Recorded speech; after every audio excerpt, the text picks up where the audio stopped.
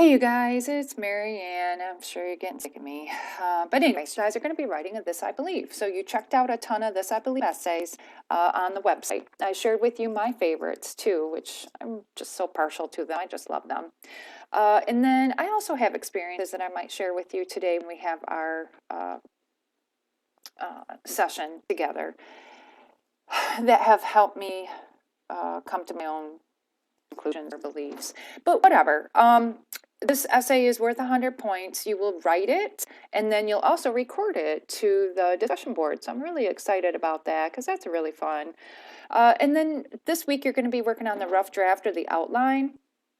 The outline has a special link to it. You just have to follow, like not fill in the blank, but you'll know the elements that I'm looking for. And if you don't know the elements that I'm looking for, just put down what you're thinking about for that area.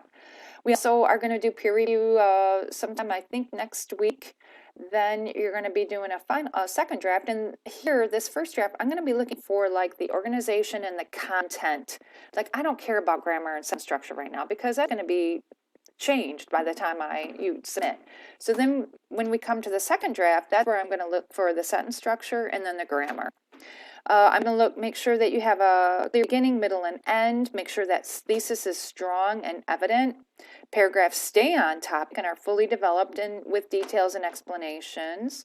Make sure the essay is sincere. And by that I mean your voice, you're speaking. You're not coming up with other people's ideas. You're really passionate about what you believe, and even though you may feel like, oh, I don't know any lessons, you do. You really do. You have experiences that you have learned things, and it's not things that people have told you. It's things that you have come upon to learn on your own, that you're going to live your life by for the rest of your life.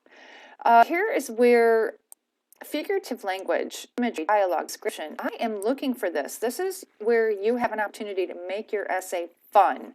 It's fun to read the figurative language and find the imagery and hear the dialogue and imagine the description or visualize the description. So think about all those elements. I would expect 2 to 5 of these elements in every paragraph, and I'm talking 2 to 5. So that's what I call Aiden.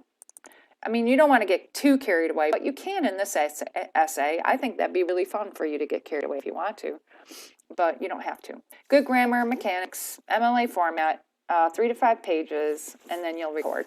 I hope this helps, and you guys have a great day.